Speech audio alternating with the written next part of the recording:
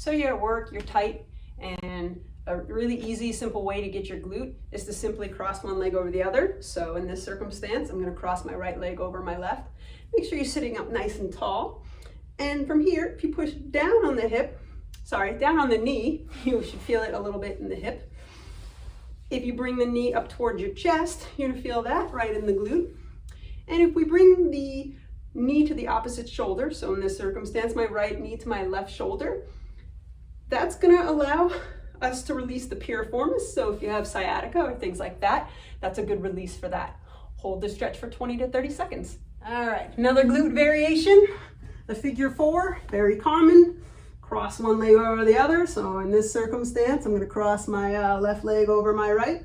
And then from here, I'm going to reach in between my legs with my left hand, grabbing the right leg. And then I'm going to grab my right outside of the leg with my right hand and then pull my legs in towards me, relaxing my upper body.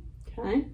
So I'll show you from this angle, crossing the left leg over the right, coming through, high, and then pull towards you. You should feel that right in that vicinity.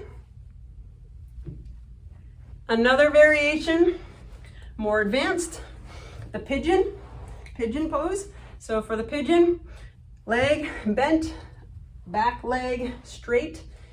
You want to work towards, and this is not where everyone can start off right away, which is fine. You want to try to get this leg at 90 degrees if possible. And eventually you work your way down. So you're upright first, come down to your forearms. If you're able to come all the way down, that's where we want to go. But keep your back flat, no rounding, okay? And that is another way to get your glutes.